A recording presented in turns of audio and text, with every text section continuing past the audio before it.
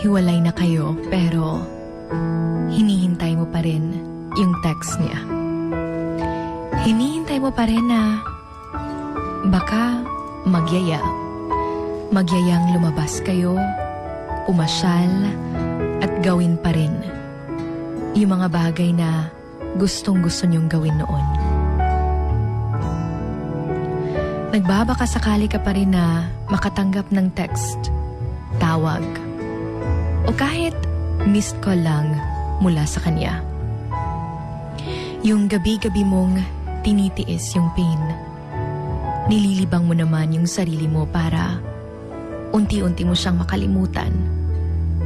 Para unti-unti mong makakalimutan yung pain at mapalitan ng masasayang memories. Mapalitan ng mga masasayang alaala. Pero mahirap talaga. Mahirap yung akala mong okay na. Pero kinabukasan, hanap-hanap mo pa rin siya. Hanap-hanap mo pa rin yung araw-araw niyang, "Good morning, kain na." Ang sakit, diba? Lalong-lalo na kapag nasa process ka na ng pag-move on, pero mas lalo mo lang siyang naaalala. Mas lalo mo lang siyang namimiss.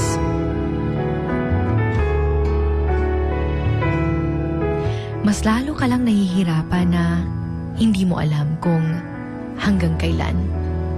Na hindi mo alam kung darating pa ba yung panahon na magiging okay ka pa. Masakit lang yung araw-araw mong inaabangan yung phone mo na baka mag-message siya. Na baka biglang tatawag, pero wala na talaga. Natatandaan mo pa ba isang araw yung biglang tumunog yung phone mo? Tas dali-dali mo itong kinuha. Pero nawala yung saya na yon at excitement. Napalitan ng lungkot dahil akala mo siya, pero hindi pala.